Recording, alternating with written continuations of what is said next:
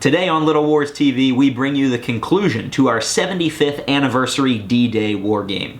It's a battle so epic and so sprawling that for the first time ever, we had to split this into two videos. Last week, Tony and I talked about the Atlantic Wall and debated the rival German defensive strategies of Erwin Rommel and Gerd von Rundstedt.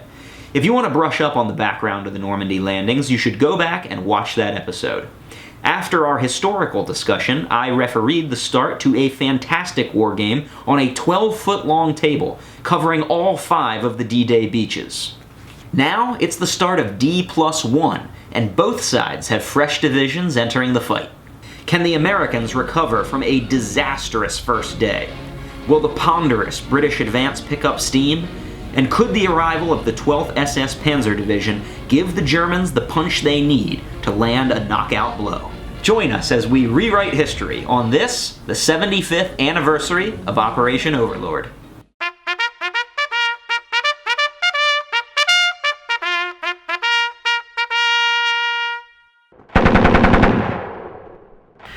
I think D-Day stands for disaster. Losing Omaha was really rough. That's rough going. Although we did capture Carrollton quickly on the first day. So we got one of our objectives secured, but losing Omaha, we have to reestablish that now in day 2. Utah we landed everything, but we're just slow getting off the beach. Yeah, he's holding us up at there. We can't, at the beachhead, we can't get off the beaches there. Can't get inland, so I can't link up with Carrollton. Yeah, day 2 is reestablishing that Omaha beachhead and moving to Bayou. Yes, we're going to try to take Bayou. Hopefully all goes well over on the other front near Caen. Okay, so D-Day hasn't gone terribly bad for, at least for my combined British and Canadians. I mean, we're right on the outskirts of Caen. Caen is still looking awful tough to take, but I mean, we're like right on the outside of it, and I'm actually in a position potentially to grab one of the German supply routes, thus eliminating one location that they can bring new stuff on. That would be outstanding. We had a little difficulty initially getting off of Gold Beach, but we are now moving forward. It helped that the Germans in the center were focused on wrecking Omaha, and that took the pressure off of us, and we've gained some ground. We're threatening their center, so we'll see what happens. My plan on day 2 is to drive through the center of the German lines and push for a link up with the Americans. Well, so I'll get to Caen in a minute, but how's it going down at the left and center? Well, on the left, we were unable to execute our plan, which was to run away, so we had to fight it out. Darned if it didn't seem to work out. The static battalions rolled 6s when they needed. Then somehow, miraculously, we ended up forming a line and isolating the paratroops that were in our rear. I don't know, I think the Americans are in trouble on the left. And in the center, we managed to actually overrun Omaha Beach and inflict a lot of casualties on the Americans. It's a point now where I'm abandoning the beaches to come back to defend the Victory Point cities. And the heavy fighting, though, is in your area, Tom. Well, it has been. It's been all day, and Chow slowly figured out how to build up attacks, and each of his most recent attacks has been 3 tactical phases, which allows him to keep feeding units into my weakened units. And so Caen is close to being surrounded. I brought some units on, some other forces from your areas have come up. So I think the challenge will be to hold Caen before until we get the 12th Panzer.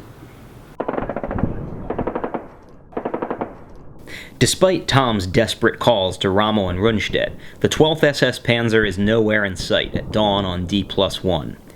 And he could sorely use them, because Chow and Tony begin the morning with a major offensive in the Caen sector. Rather than hit the heavily fortified city head-on, the British and Canadian troops concentrate on both flanks, attempting to encircle the town. On the western side, Chow masses all of the armor he can muster, caving in the German position. A well-coordinated infantry assault follows the tanks to fight and claw their way into the western outskirts of Caen.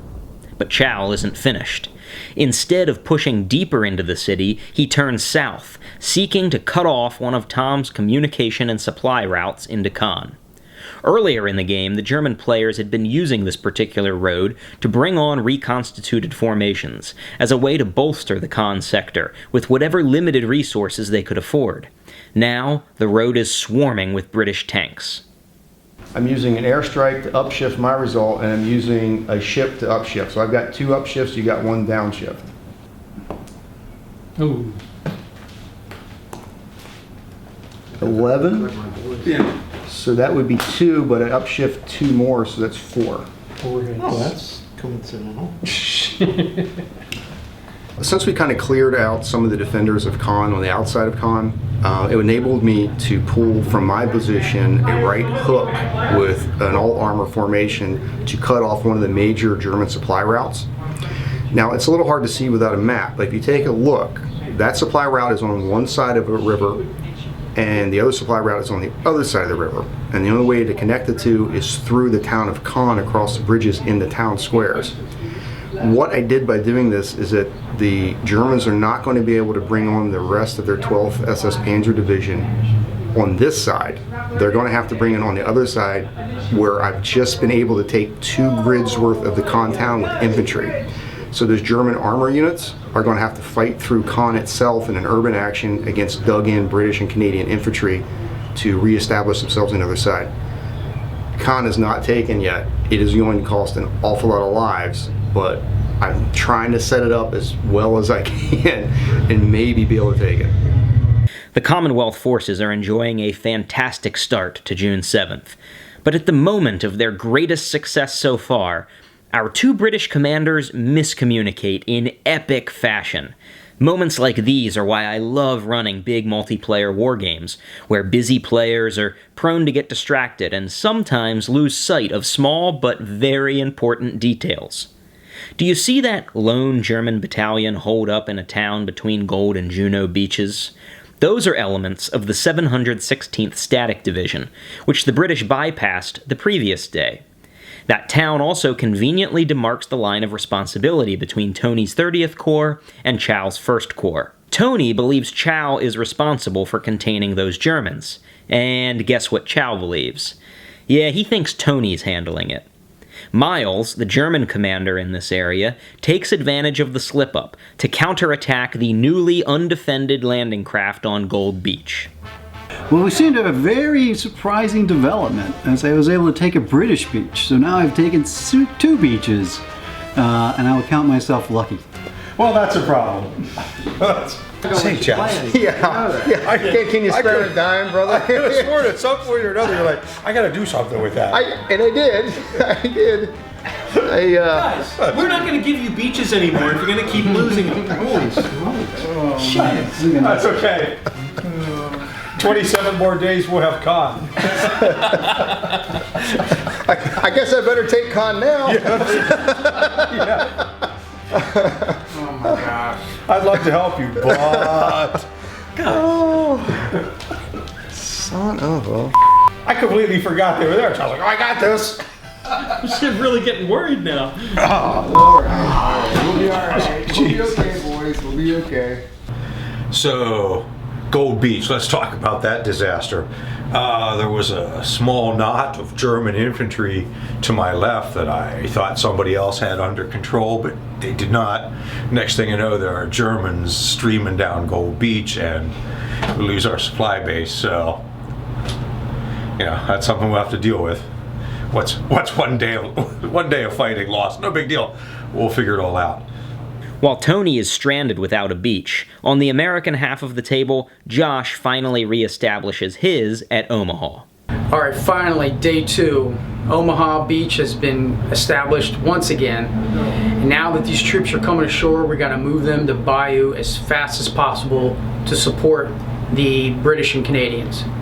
The Germans abandoned Omaha during the night and pulled back to Bayou, leaving Josh's second landing unopposed. It takes a few hours to bring fresh troops from the 5th Corps on shore, but Josh begins sending most of his formations toward the objective at Bayou, while directing some west to try and reestablish communication and supply with the 101st and 82nd Airborne at Carentan. We aren't managing to go anywhere because the Germans are holding us up. We got Carentan, but then now that the Germans were able to capture our supply routes. The airborne forces are in Carentan, but they're not going anywhere, and they are out of supply, and they are not connected to our forces coming off Utah. And the forces coming off Utah are bottlenecked into a point where there's two rivers that converge right outside of Carentan, and they can't move out of that because the Germans are holding with limited forces, and we're not going anywhere. We're stuck. Keith's failure to break out from Utah is especially surprising given the historical success the Americans enjoyed at this landing. But the German troops in this area have suffered horrific casualties in our game, and Ed knows it's only a matter of hours before the entire German left flank will inevitably crumble.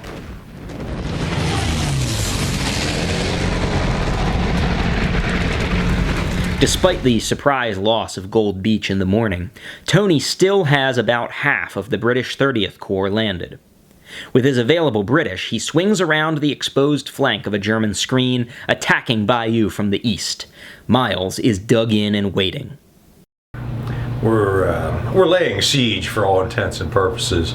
The Germans have reformed their line. Their focus has drifted from Omaha to the defense of Bayou. We've got a heavy line of Germans running across the board, and I am basically just assaulting them with everything I have. I'm whittling them down. As soon as I hit a weak spot, we're going to break through, and I'm going to try and capture a supply line, cut the Germans off. I got 12. Not enough. 11. Not enough. The artillery makes it I 14. got 15 for my artillery, so I'm 15. Upshift for a flamethrower, upshift for a battleship. That should be more hours. 6! That's not good. That's not good. Poor guys. 4. I only got 2. Ooh. That's not good. Two, But you four. shift up there, right? What's that? You shifted up twice, you said? But his stuff negated my ships negated. up, All so. The arrival of the German 352nd Infantry Division from Omaha transforms Bayou into a fortress, and the British spend the afternoon of July 7th bloodying themselves against the entrenched German positions. Tony keeps extending his attack farther south, trying unsuccessfully to turn the German flank. He lacks the manpower to fully surround Bayou and sorely needs the other half of his corps, but they remain offshore due to the earlier loss of Gold Beach. The only help the British can hope to receive is from Josh and the American 5th Corps, but the Germans are taking full advantage of the rugged terrain west of Bayou, turning every hedgerow and every river crossing into a contested delaying action.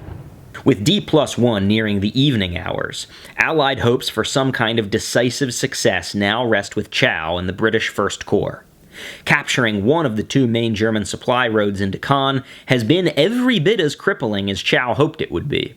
When the 12th SS Panzer Division arrives on the field, the panzers cannot break out into the open countryside, and are instead left with a very narrow avenue for counterattack, hemmed in by a river and the dense urban terrain of Caen itself.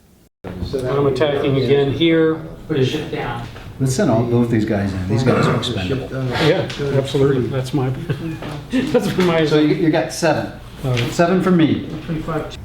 I am withdrawing. Oh, Tony, thank you. I played a penning attack. What's that? Oh, you're not withdrawing. I got 4. I got 4 back at you, Big Daddy. All right. I got 6, 13. Come on. Did you roll another one? Yeah. The panzers fare poorly in the urban terrain, but with little room for maneuver, Tom orders the 12th SS Panzer Division back into Caen for another attempt. The child's right. They're spawning faster. That's 4, Tom. That's 4. They are gone. Eat it, 12th SS Panzers. Oh, hey! What do you want to know? It's been a slugfest, largely me being slugged for the better part of the second day, June 7th. The final assault is approaching. I think Chow has more than enough force.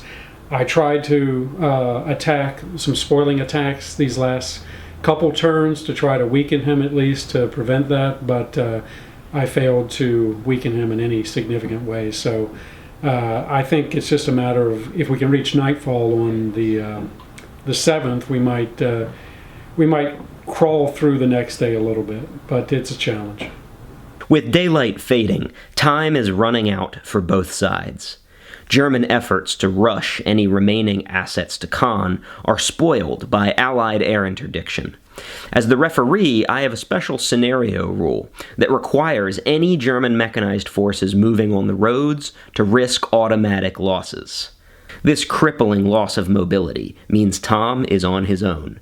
And with German defenses in Caen wavering, Chow makes his final bid to seize the objective. He exhausts all of his operation dice to coordinate the last push before night. Did you play any stuff? No. All right, I played Rekka, so I'll shoot first. And I played Attack Broken Up. So my Defender's Barrage causes one attacking unit to retreat before combat. Okay, which one? It's your choice. Tom's run of bad luck with the dice finally ends on the last turn, enabling the Germans to survive the day with a foothold in Caen. On the other end of the table near Carentan, our American players are finally able to toast, re-establishing communication to their cut-off airborne divisions. June 7th has been a frustrating, lost day for Josh and Keith. All right, gentlemen, we have successfully made it to the conclusion of D-Day +1. So we've made it to the night of June 7th, and it has been horrifically bloody on all sides, but we have fought this to, in the game terms, what would be considered a bloody draw. The Allies have clearly secured Carentan, they're pressuring Bayeux, they've gotten over half of Caen, but they have not managed to take all three. The Germans somehow managed to knock out 2 beaches, but did not take out 3, so that is the definition of the draw, but I think it's pretty safe to say that the Allies are much farther ahead in our game than they were historically. So, great game to everybody.